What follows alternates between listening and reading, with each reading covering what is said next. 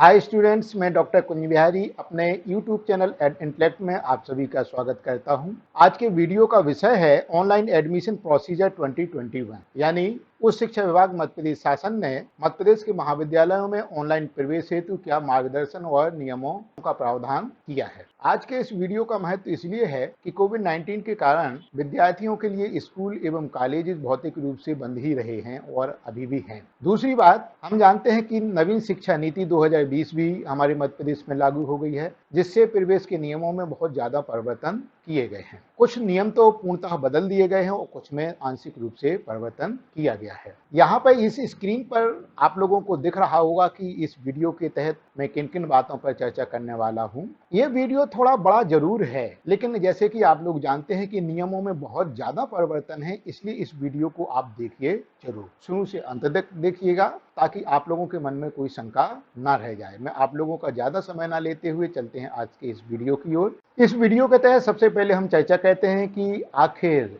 विद्यार्थियों को प्रवेश प्रक्रिया के दौरान किन किन स्टेप से होकर के गुजरना पड़ेगा। तो सबसे पहले हम देखते हैं कि विद्यार्थियों का रोल क्या है। विद्यार्थियों का रोल सबसे पहला क्या है, उन्हें ऑनलाइन पंजीयन करवाना है। दूसरा, महाविद्यालय एवं पाठ्यक्रमों को चुनना है, ये दूसरा रोल है। तीसरा, जो आवश्यक दस्तावेज हैं उनको अपलोड करना है स्कैन करके। इतना करने के बाद में शासन और महाविद्यालय की जिम्मेदारी यहाँ पर शुरू हो जाती है और वो सबसे पहले किया है कि आपने जो डॉक्यूमेंट अपलोड किए हैं उनका सत्यापन, पहला रोल। दूसरा, आपका सत्यापन हुआ है इस बात की सूचना आपको पहुंचाना, ये है। इसके बाद में मेरिट लिस्ट जारी करना, तीसरा रोल है। और मेरिट लिस्ट के आधार पर आपको सीट आवंटन देना, ये चौथा रोल शासन का है। इसके बाद में फिर से विद्यार्थियों के रोल शुरू हो जाते हैं। यहाँ पर ये जो देखिएगा, ये जो पहला रोल है, फिर से छात्रों द्वारा विषयों का चयन। आपने जब पंजीयन किया था तो उस समय पाठ्यक्रम का चयन किया था, लेकिन अब आपको विषयों का चयन करना है। ये परिवर्तन है नवीन शिक्षा नीति के कारण। फिर इसके बाद में आपको शुल्क का भुगतान करना है डिजिटल माध्यम से, या जिसे हम कहें ऑनलाइन माध्यम से करना है, ताकि फिर आपका प्रवेश हो गया। और प्रवेश के बाद में जब महाविद्यालय आपसे कहे तब आपको अपने डॉक्यूमेंट महाविद्यालय में जमा करना है। तो इस प्रकार से 3 और ये 4 आपके रोल क्या हैं, यहाँ पर आ गए हैं। अब हमें चर्चा करना है कि आखिर प्रवेश हेतु अर्हता क्या है। अर्हता के लिए मैंने स्नातक स्तर के लिए अलग चर्चा की है और स्नातकोत्तर के लिए अलग चर्चा करूँ। यहाँ प्रवेश हेतु अर्हता जो कि स्नातक यानी यूजी कक्षाओं, BA, BSc, BCom, LLB, BEd, ऐसी कक्षाओं के लिए ये अर्हता दी गई है। यहाँ पर यह बताया गया कि यदि अपने कक्षा 12वीं विज्ञान संकाय से उत्तीर्ण की है तो आप जो एडमिशन ले सकते हैं विज्ञान संकाय की सुसंगत विषय, मतलब बीएससी से ले सकते हैं। मैथ का है तो मैथ से बीएससी, और बायो का से आपकी 12वीं है तो बायो से बीएससी ले सकते हैं। आप वाणिज्य में भी एडमिशन ले सकते हैं, कला समूह यानी बीए में ले सकते हैं, गृह विज्ञान मतलब बीएचएससी में ले सकते हैं, बीबीए में एडमिशन ले सकते हैं, बीसीए में ले सकते हैं। लेकिन बीसीए में जब आप एडमिशन लेंगे तो इसके लिए एक बात आवश्यक है कि आपकी 12वीं में जो मैथ विषय है वो आपका मेन या ऑप्शनल विषय जरूर हो, तभी आप बीसीए में एडमिशन ले सकते हैं। आपने वाणिज्य से कक्षा 12वीं उत्तीर्ण की है तो आप वाणिज्य संकाय के बीकॉम में ले सकते हैं, कला संकाय बीए ले सकते हैं, बीएचएससी ले सकते हैं, बीबीए ले सकते हैं और बीएससी में ले सकते हैं। लेकिन फिर शर्त वही आ जाती है कि कक्षा 12वीं में आपका गणित विषय मूल विषय या कहना चाहिए ऑप्शनल विषय जरूर होना चाहिए। कला संकाय से आपने कक्षा 12वीं उत्तीर्ण की है तो आप कला संकाय में प्रवेश ले सकते हैं, गृह विज्ञान बीएचएससी में ले सकते हैं, बीबीए में ले सकते हैं, बीसीए में भी ले सकते हैं। लेकिन बात जरूरी वही है कि कक्षा 12वीं में आपका गणित विषय मूल या कहने चाहिए ऑप्शनल के रूप में जरूर हो। गृह विज्ञान से आपने कक्षा 12वीं उत्तीर्ण की है तो आप गृह विज्ञान और कला संकाय में ही एडमिशन ले सकेंगे। और यदि आपने कृषि से कक्षा 12वीं उत्तीर्ण की है तो आप कला संकाय में भी ले सकते हैं, बीएससी में ले सकते हैं, यदि बीएससी के समतुल्य आपके विषय कृषि विज्ञान से कक्षा 12वीं करते समय रहे होंगे। तो यदि आपने कक्षा 12वीं व्यावसायिक पाठ्यक्रम से की है, वोकेशनल कोर्सेज से की है, तो आप कला संकाय में ले सकते हैं, बीए में, बीकॉम में ले सकते हैं, बीएससी में ले सकते हैं, बीएचएससी में भी ले सकते हैं। लेकिन इस बात के साथ साथ आपको इस बात पर भी गौर करना जरूरी होगा कि आपके जो विषय हैं कक्षा 12वीं के यदि वो बीएससी के समतुल्य हैं तो बीएससी में आपको एडमिशन मिलेगा, वरना कला संकाय या वाणिज्य में आपको एडमिशन मिलेगा। ये बात बहुत महत्वपूर्ण है। यहाँ पर मैंने बहुत सारी बातें इंपोर्टेंट निकाल करके आप लोगों के लिए लिखी हैं कि MP BSc, MP open board, CBSE, ICSE या प्रवेश पोर्टल पर उल्लेखित बोर्ड के अलावा यदि कक्षा 12वीं उत्तीर्ण की है आपने, तो आपको संबंधित विश्वविद्यालय से पात्रता प्रमाण पत्र प्रस्तुत करना होगा। और संबंधित विश्वविद्यालय क्या है, आप जिस कॉलेज में एडमिशन ले रहे हैं वो कॉलेज किस विश्वविद्यालय के अंतर्गत आता है। मैंने आपको बता दिया कि व्यावसायिक पाठ्यक्रम से यदि कक्षा 12वीं आपने उत्तीर्ण की है तो आपको सुसंगत कक्षा में ही प्रवेश दिया जाएगा। यदि विज्ञान से संबंधित विषय हैं तो बीएससी में, यदि कॉमर्स से संबंधित है तो बीकॉम में, और कला संकाय में और बीएचएससी में भी आपको प्रवेश दिया जा सकता है। यूजी डिप्लोमा में संबंधित विश्वविद्यालय की पात्रता अनुसार प्रवेश दिया जाएगा कि उस महाविद्यालय के विश्वविद्यालय के द्वारा क्या नियम बनाए गए हैं पात्रता के, उसी के आधार पर आपको प्रवेश दिया जाएगा। आईआईटी नहीं है, ये आईटीआई है, आईटीआई। आईआईटी उत्तीर्ण विद्यार्थियों को स्नातक में तभी प्रवेश दिया जाएगा जब वो कक्षा 12वीं भी उत्तीर्ण किए होंगे या कक्षा 12वीं के समतुल्य परीक्षा कोई उत्तीर्ण किए होंगे। एक बात बहुत ही इंपॉर्टेंट है जो कि मैं अंडरलाइन यहाँ पर कर रहा हूँ, संकाय परिवर्तन करके यदि आप प्रवेश लेते हैं तो आपके गुणानुक्रम की जो मेरिट होगी वो 5% घट जाएगी। या मतलब यदि आपने कक्षा 12वीं विज्ञान से उत्तीर्ण की है और आप वाणिज्य या कला में एडमिशन लेते हैं तो आपके गुणानुक्रम से 5% अंक कम करके आपकी मेरिट निर्धारित की जाएगी।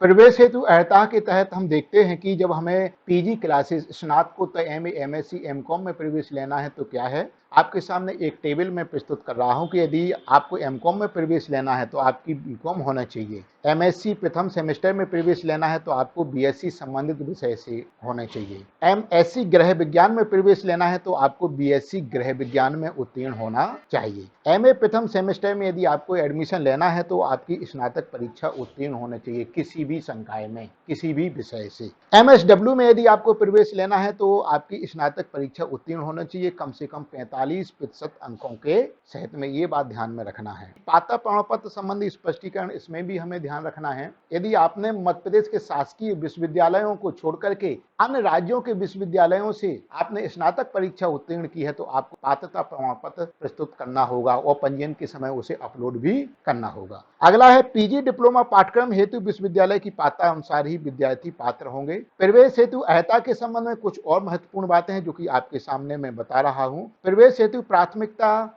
मध्य प्रदेश राज्य के मूल निवासी जो कक्षा 12वीं उत्तीर्ण होंगे को दी जाएगी। पूरक व अन्य राज्यों के विद्यार्थियों को तब प्रवेश दिया जाएगा जबकि मध्य प्रदेश राज्य के उत्तीर्ण विद्यार्थी ना मिलें और इसके बावजूद भी सीटें रिक्त हों। दूसरी, अतिरिक्त अधिभार भी विद्यार्थियों को दिया जाएगा। एनएसएस, एनसीसी में स्पोर्ट्स का प्रमाण पत्र है। इसके लिए आप उच्च शिक्षा विभाग द्वारा जारी प्रवेश मार्गदर्शिका को जरूर देखें कि किस इवेंट का, किस गतिविधि का क्या अधिभार है, उसके आधार पर आपको अधिभार भी दे होगा। आरक्षण के संबंध में एक बहुत महत्वपूर्ण बात मैं आपको ये बता देता हूं क्योंकि ये भी अर्हता में ही आता है कि आरक्षण प्रवेश के प्रथम एवं द्वितीय चरण में तो आपको मिलेगा, लेकिन सीएलसी राउंड में जितनी भी सीटें होंगी वो सभी की सभी अनारक्षित हो जाएंगी। तो आरक्षित श्रेणी के विद्यार्थियों को मैं बताना चाहता हूं कि यदि वो आरक्षण का लाभ लेना चाहते हैं तो प्रथम या द्वितीय चरण में उनका प्रवेश हो जाना चाहिए।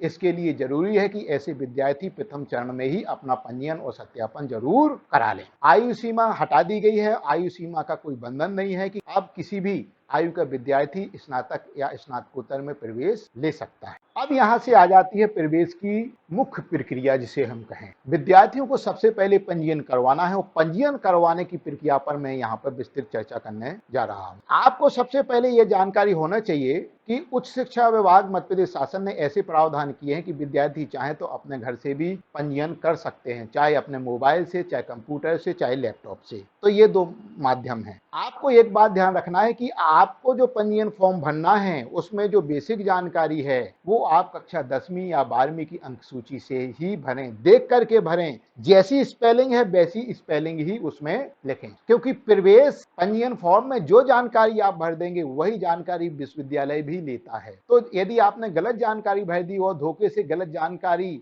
का सत्यापन हो गया तो फिर आपको बहुत परेशानी झेलनी पड़ेगी, इसलिए इस बात का विशेष ध्यान रखें। ऑनलाइन आवेदन पत्र भरते समय आपको 7 स्टेप से होकर के गुजरना पड़ेगा और 7 स्टेप में क्या है, पहले स्टेप में आपको अपना बेसिक डिटेल भरना पड़ेगा।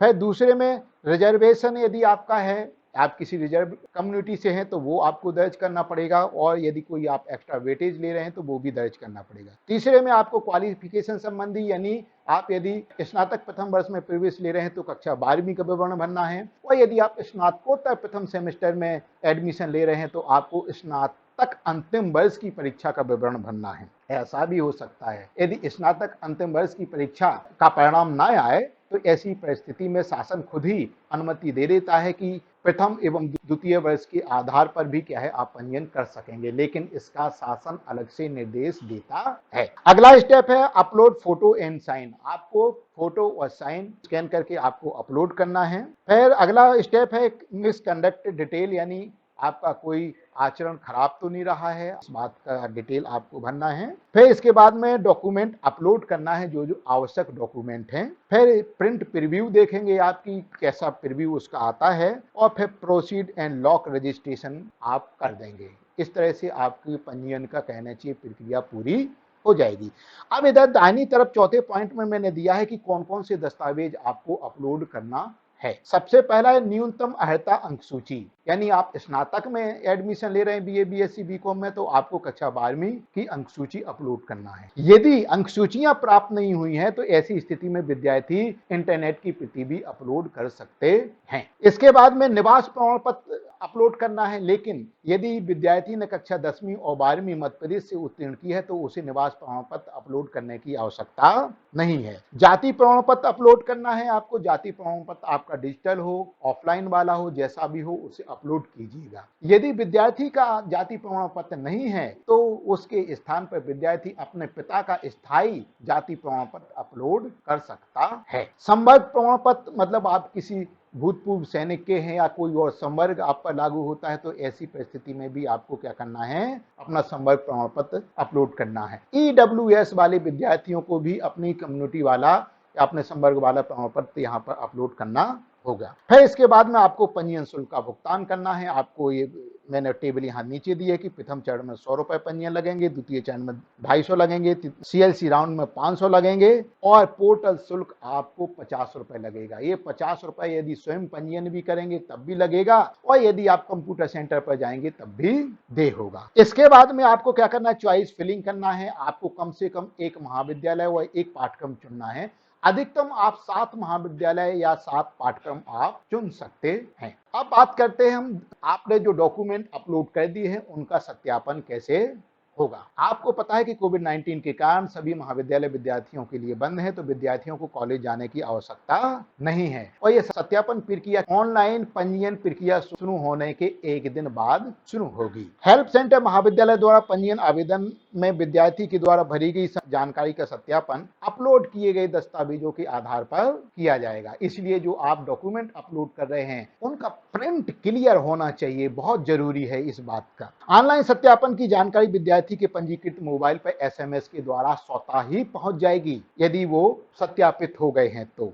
यदि सत्यापित नहीं है तो इसका मतलब है कि आपने जो डॉक्यूमेंट अपलोड किए हैं उनकी जो इमेज है वो कंप्यूटर पर स्पष्ट नहीं दिख रही है। ऐसी परिस्थिति में या कोई और परेशानी की परिस्थिति में क्या होगा, कोई अस्पष्ट डॉक्यूमेंट हो या कोई शंका हो तो हेल्प सेंटर महाविद्यालय से आपके पास में पंजीकृत मोबाइल पर क्या आएगा, फोन आएगा। तो आपको महाविद्यालय उपस्थित होना पड़ेगा भौतिक रूप से अपने सभी दस्तावेज लेकर के। मैं बार बार पंजीकृत मोबाइल की बात कर रहा हूं। पंजीयन के समय जो मोबाइल नंबर भरे वहां पर आपको ध्यान से वही नंबर भरना है जो एक्टिव है, जो आपका चालू नंबर है, क्योंकि इसी नंबर पर आपकी सभी सूचनाएं आना है। और कोशिश हो कि ऐसा नंबर भरें कि चालू भी हो और भविष्य में बदलने वाला नहीं हो। जब तक आप उच्च शिक्षा प्राप्त करेंगे तब तक उसी मोबाइल नंबर पर आपके सभी प्रकार के संदेश आएंगे। प्रवेश प्रक्रिया के अगले चरण में आता है सीट आवंटन, विषयों का चयन एवं प्रवेश शुल्क जमा करना। ये विषयों का चयन वाली बात आपको संशय में डाल सकती है।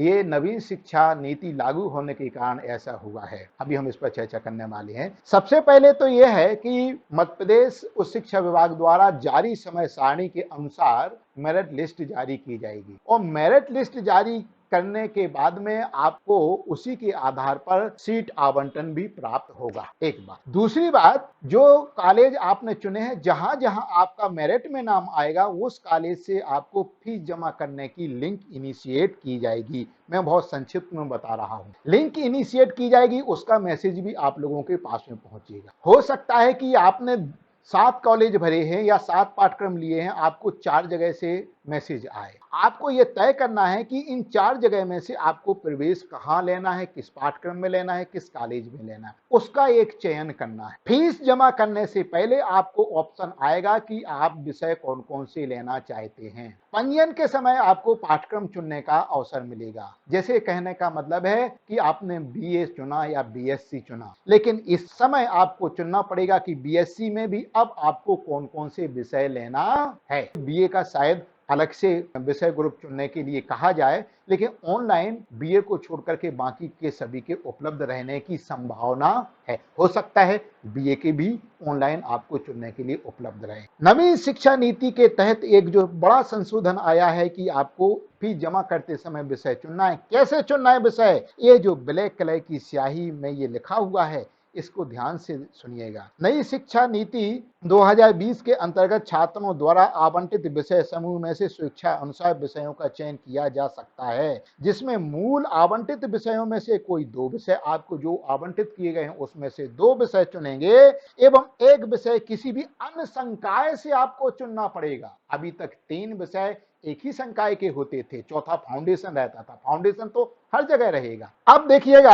आपने विषय चुन लिए हैं, अब आपको फीस जमा करना है। एक बात मैं आपको बता दूं, ये भी बहुत बड़ा परिवर्तन है। पिछली सालों तक क्या होता था कि प्रवेश अलग लेना पड़ता था और हमें विश्वविद्यालय का नामांकन अलग करवाना होता। अब क्या है, अब यह है कि जब आपने पंजीयन फॉर्म भरा था उसी में आपको नामांकन के लिए भी टिक करना पड़ेगा या अपनी सहमति देनी पड़ेगी। ध्यान रखिए। तो जब आप इस समय फीस जमा करेंगे, उस फीस में कॉलेज की फीस के साथ साथ नामांकन की फीस भी जुड़ी होगी। आपको नामांकन के लिए अलग से आवेदन नहीं करना पड़ेगा और यह शुल्क आपको 1000 रुपए जमा करनी है। 1000 के बाद में जितनी शेष शुल्क बचेगी वो आपके संबंधित महाविद्यालय के निर्देशानुसार 3 किस्तों में क्या होगा, जमा होगा। मान लिया कॉलेज की फीस 1500 रुपए है, नामांकन की फीस 700 रुपए है। टोटल कितने हो गए आपके? 2200 रुपए हो गए। 1500 और 700 2200 हो गए। तो 1000 तो आपने यहां पर भर दिए, अब बचे कितने? 1200। तो 1200 जो बची हुई शेष राशि है वो आपके महाविद्यालय के निर्देश अनुसार आपको आसान किस्तों में क्या करनी होगी, जमा करनी होगी। ये बहुत महत्वपूर्ण बात थी। जब आप फीस जमा करेंगे तो आपकी प्रवेश की यूनिक आईडी और नामांकन क्रमांक स्वतः ही क्या हो जाएगा, जनरेट हो जाएगा। अब बात यहां करता हूं निःशुल्क प्रवेश। ये बहुत ही महत्वपूर्ण बात है, इसलिए मैं थोड़ी चर्चा आराम से करना चाहता हूं इस पर। हालांकि वीडियो लंबा हो रहा है, मैं जानता हूं, लेकिन बहुत महत्वपूर्ण है। जो विद्यार्थी मेधावी विद्यार्थी योजना का लाभ लेना चाहते हैं उन्हें प्रवेश शुल्क नहीं लगेगा। जो विद्यार्थी मुख्यमंत्री जन कल्याण शिक्षा प्रोत्साहन योजना का लाभ लेना चाहते हैं उन्हें प्रवेश शुल्क नहीं लगेगा। जो विद्यार्थी मुख्यमंत्री कोविड-19 बाल कल्याण योजना, जो कि नई योजना चालू हुई है, इसका लाभ लेंगे उन्हें प्रवेश शुल्क नहीं लगेगा। कुछ ही प्रवेश शुल्क लगता है, कम होता है, और बाकी प्रवेश शुल्क उन्हें नहीं लगता है। मेधावी विद्यार्थी योजना का लाभ कौन ले सकते हैं? जिन विद्यार्थियों ने एमपी बोर्ड से कक्षा 12वीं 70% अंकों या अधिक से उत्तीर्ण की हो या सीबीएसई से 80% अंकों से उत्तीर्ण की हो। मुख्यमंत्री जन कल्याण शिक्षा प्रोत्साहन योजना का लाभ वो विद्यार्थी ले सकते हैं जिनके माता या पिता मध्य प्रदेश के श्रम विभाग में असंगठित श्रम कार्य के रूप में पंजीकृत हो। मुख्यमंत्री कोविड-19 बाल कल्याण योजना का लाभ वो ले सकते हैं जिनके माता या पिता कोविड-19 के कारण जिनकी मृत्यु हो गई हो, तो वो इसका लाभ ले सकते हैं। इन योजनाओं के लिए अलग से स्कॉलरशिप वाले पोर्टल पर, जो कि मध्य प्रदेश का अलग से एक पोर्टल है, उस पर ऑनलाइन आवेदन करना पड़ेगा और संबंधित महाविद्यालय में उसे आपको जमा करना पड़ेगा। एक बात बहुत ही महत्वपूर्ण यह है कि यदि आप मेधावी विद्यार्थी योजना या मुख्यमंत्री जन कल्याण शिक्षा प्रोत्साहन योजना या मुख्यमंत्री कोविड-19 बाल कल्याण योजना के तहत निःशुल्क प्रवेश का लाभ यदि आप ले लेते हैं तो आप अन्य किसी योजना के लिए पात्र नहीं रहेंगे। ये आरक्षित वर्ग के विद्यार्थी ध्यानपूर्वक से सुन लें कि यदि आपने निःशुल्क प्रवेश ले लिया इन योजनाओं के तहत तो फिर आप छात्रवृत्ति या कहने चाहिए आवास भत्ता के लिए पात्र नहीं रहेंगे। तो आप लोगों को यह भी तय करना है कि कौन सी योजना में आपको अधिक फायदा है, अधिक लाभ है, उस योजना का लाभ लें। यदि छात्रवृत्ति या आवास योजना में ज्यादा लाभ है तो आप इन योजनाओं का लाभ प्लीज यहां पर मत लीजिए। इन योजनाओं के संबंध में भी मैंने वीडियो बनाए हैं, उन वीडियो को आप लोग मेरे चैनल पर देख सकते हैं और यहाँ आई बटन पर भी मैं उनकी लिंक उपलब्ध करवा दूंगा, जहां से आप देख सकते हैं। इन योजनाओं की विस्तृत जानकारी भी आप पा सकते हैं। देख जरूर लीजिएगा, तभी आप प्रवेश शुल्क जमा करने के संबंध में निर्णय लीजिए। अब कुछ अन्य महत्वपूर्ण जानकारी है जो कि मैं आप लोगों को बताना चाहता हूं। बाह्य राज्य के आवेदक, इनके लिए क्या प्रावधान? इनके लिए यह प्रावधान है कि इन्हें तभी प्रवेश दिया जाएगा जबकि मध्य प्रदेश के उत्तीर्ण विद्यार्थी नहीं मिलेंगे। ऐसे विद्यार्थियों को भी मध्य प्रदेश उच्च शिक्षा विभाग द्वारा जारी समय सारणी के अनुसार पंजीयन पहले करवाना आवश्यक होगा और सत्यापन करवाना भी आवश्यक। ऐसे विद्यार्थियों को एक बात और आवश्यक है कि उन्हें एक शपथ पत्र भी देना होगा कि उसने जो जानकारी भरी है वो सही भरी है। दूसरा, उसे पुलिस सत्यापन भी उसे क्या है जमा करना पड़ेगा। तीसरी बात इसमें भी जरूरी है कि यदि मध्य प्रदेश का जो प्रवेश पोर्टल है उस पर डले हुए बोर्ड्स में उसका 12वीं का बोर्ड मैच नहीं करता है तो उसे पात्रता भी क्या है देनी पड़ेगी। पूरक प्राप्त विद्यार्थियों के लिए भी यही स्थिति है कि पूरक प्राप्त विद्यार्थियों को भी निश्चित समय सारणी के अनुसार पहले पंजीयन करवाना होगा और वेरिफिकेशन भी करवाना होगा। लेकिन इन्हें भी प्रवेश कब दिया जाएगा? जबकि मध्य प्रदेश के उत्तीर्ण विद्यार्थी ना मिलें और इसके बावजूद भी रिक्त स्थान रहें। प्रवेश प्रक्रिया पूर्ण होने के पहले यदि इनका परीक्षा परिणाम आता है तो ऐसे विद्यार्थियों को महाविद्यालय हेल्प सेंटर पहुंच करके उन्हें अपने परीक्षा परिणाम को अपडेट करवाना होगा, तो वो उन्हें क्या है उत्तीर्ण विद्यार्थियों में मान लिया जाएगा। यदि आप किसी विद्यार्थी ने स्नातक ऑनर्स किया है, जैसे बीए ऑनर्स, बीएससी ऑनर्स, वो किसी एक ही विषय में होता है, तो ऐसे विद्यार्थी को पीजी में जो प्रवेश मिलेगा उसी संबंधित विषय की पीजी में मिलेगा, किसी और दूसरी में नहीं मिलेगा। स्ववित्तीय पाठ्यक्रमों में प्रवेश तब होगा जब उस पाठ्यक्रम में 25 या 25 से अधिक आवेदन प्राप्त होंगे, तब होगा। वन स्टेप योजना के तहत स्कूल शिक्षा विभाग के शिक्षक अपनी योग्यता बढ़ाने के लिए कॉलेज में नियमित प्रवेश ले सकते हैं, लेकिन उन्हें अपने विभाग से अध्ययन अवकाश लेने की आवश्यकता होगी। शासकीय सेवक का स्थानांतरण होने पर प्रवेश तभी मिलेगा जबकि उस विषय में महाविद्यालय में क्या होगा स्थान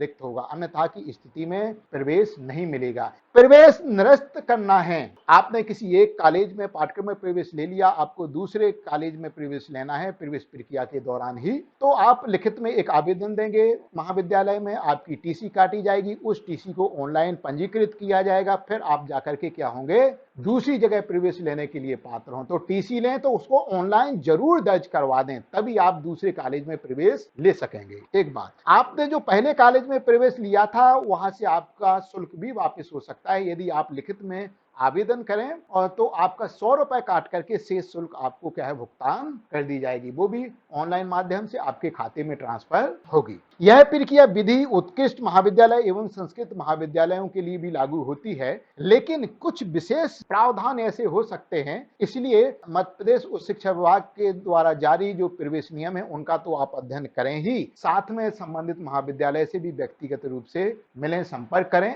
और जानकारी प्राप्त करें। यहाँ पर समय सारणी दी गई है, मैं इस पर ज्यादा चर्चा नहीं करूंगा, कुछ महत्वपूर्ण बातें चर्चा करूंगा क्योंकि समय सारणी प्रवेश नियमों में दी गई है जिसे आप लोग देख सकते हैं, और ये अभी आपकी स्क्रीन पर भी दिख रही है तो इसको स्टिल करके भी आप देख सकते हैं। यहाँ पर देखिएगा प्रथम चरण में ऑनलाइन पंजीयन की तारीखें दी गई हैं यूजी और पीजी के लिए। दस्तावेजों का सत्यापन कब से कब होगा, यूजी पीजी के लिए ये भी तारीखें दी गई हैं। सीट आवंटन किस तारीख को यानी मेरिट सूची जारी होगी, और फिर प्रवेश शुल्क जमा करना किन से किन तारीखों में है। तो पहले और दूसरे चरण में आपको ये देखना है कि जैसे स्नातक के लिए प्रवेश शुल्क जमा करने के लिए 20 से 25 अगस्त है, इस बीच में आप कभी भी शुल्क जमा कर सकते हैं, आपका प्रवेश निरस्त नहीं होगा। स्नातकोत्तर वाले 14 अगस्त से लेकर के 19 अगस्त तक कभी भी प्रवेश शुल्क जमा कर सकते हैं। ऐसे ही यहाँ पर देखिए द्वितीय चरण में भी दिया गया है कि 10 सितंबर से लेकर के 14 सितंबर दी गई है स्नातक के लिए फीस जमा करने के लिए, और स्नातकोत्तर के लिए दी गई है 6 सितंबर से लेकर के 11 सितंबर तक। इसमें एक महत्वपूर्ण बात यह है कि यहाँ पर सेकंड राउंड में भी विद्यार्थी क्या करेंगे, पंजीयन कर सकेंगे।